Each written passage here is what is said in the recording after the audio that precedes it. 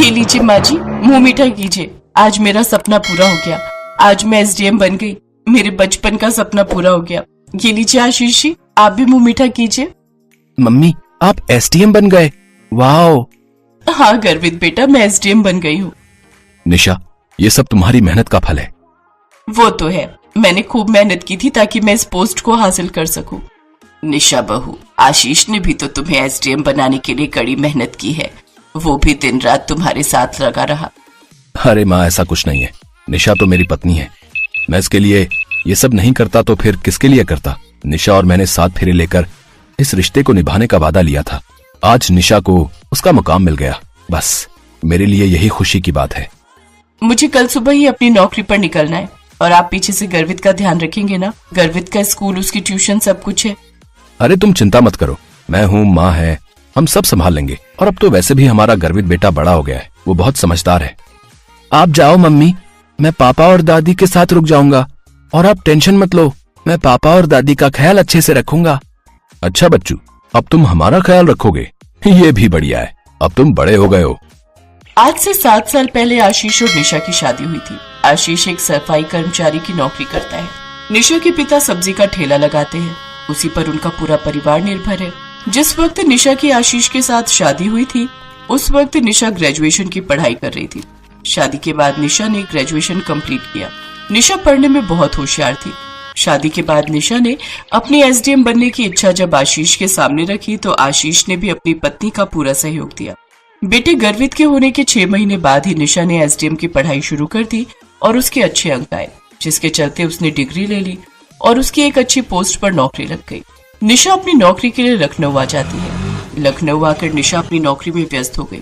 उधर आशीष भी अपनी नौकरी के साथ साथ घर और बच्चे की जिम्मेदारी संभाल रहा था। शुरू में निशा फ्री होते ही फोन पर बात करती थी, पर कुछ दिनों से निशा आशीष का फोन नहीं उठा रही थी। बस उसे मैसेज कर दिया था कि वो काम में बिजी है। इसलिए आशीष ने सोचा कि एक बार खुद ही जाकर निशा से मिलाएगा। इसलिए वो निशा को सरप्राइज देने के लिए लखनऊ पहुंच गया। पर वहां पहुंचकर आशीष ने कुछ ऐसा देखा जिसे देखकर वो दंग रह गया। क्यों दंग रह गई ना? मैंने सोचा अचानक पहुंचकर तुम्हें चौंका दूं। मुझे पता था आज तुम्हारी छुट्टी होती है और तुम मुझे घर पर ही मिलोगी। वो आशीष, तुम और अचानक। आशीष, एक सेकंड रुको। ये कौन है निशा? और तुम्हारे साथ इस तरह ये यहाँ क्या कर रहा है? आशीष निशा के साथ एक अनजान व्यक्ति को कमरे में देख लेता है और गुस्से में भर जाता है। तुम नौकरी की आड़ में मेरे पीठ पीछे ये गुल खिला रही हो। तुम्हें शर्म नहीं आती? तुम मेरे साथ ऐसा धोखा कैसे कर सकती हो? तुमने मेरे साथ विश्वासघात किया है। धोखेबाज कहीं की। मैंने तुम्हें कहीं देखा है, मुझे याद नहीं आ रहा है। अरे हाँ, तुम तो शायद निशा के साथ ही नौकरी करते हो ना? हाँ, एक बार परीक्षा के दिनों में मेरी मुलाकात तुमसे हो चुकी है। क्या नाम बताया था तुमने अपना? सूरज। हाँ, याद आया, सूरज। बिल्कुल ठीक पहचाना। निशा, तुम्हारे पति की तो याददाश्त बड़ी तेज है। ओए सुन, तू एक मामूली सफाई कर्मचारी है और सूरज मेरी तरह पढ़ा लिखा एक अच्छी पोस्ट पर नौकरी करने वाला इंसान है। अरे तेरी पत्नी बनकर रहना मेरी मजबूरी थी।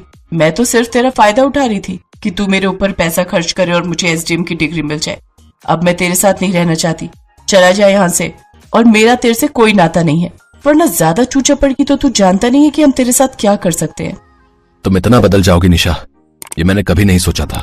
तुम अपनी शादीशुदा जिंदगी और अपने बच्चे को कैसे भूल सकती हो? गर्वित तुमसे मिलने के लिए जिद कर रहा है। मैंने उसे कहा था कि कुछ दिनों के लिए तुम घर आकर रहोगी, इसलिए वो घर पर तुम्हारा इंतजार कर रहा है। मेरा तुमसे और उस बच्चे से कोई मतलब नहीं है। मुझे तुमसे छुटकारा चाहिए, बस अभी कभी यहाँ से निकल जाओ। सुन लिया ना तूने? निशा ने क्या बोला? चल जा यहाँ से, चल निकल। बड़ा आया निशा का पति बनने। अरे उसके लायक ही नहीं है तू। आशीष की आंखों में आंसू थे। जिस निशा को उसने लखनऊ नौकरी करने के लिए भेजा था, वो इतनी बदल जाएगी उसने कभी नहीं सोचा था। आशीष ने अपनी सारी आपबीती घर में बताई। आशीष को दुख इस बात का था कि निशा ने उसके साथ जो विश्वासघात किया, उससे उसका पूरा परिवार बर्बाद हो गया। अपनी पत्नी के सपनों को पूरा करने की इतनी बड़ी सजा आशीष को मिलेगी, ये उसने कभी नहीं सोचा था। निशा ने अपने पति की अच्छाई को नहीं समझा और एक अनजान रिश्ते को अपना बना लिया। निशा ने पति पत्नी के पवित्र रिश्ते का अपमान किया था। इसलिए अब आशीष पूरी तरह से जानता था कि अब इस रिश्ते का कोई महत्व नहीं है।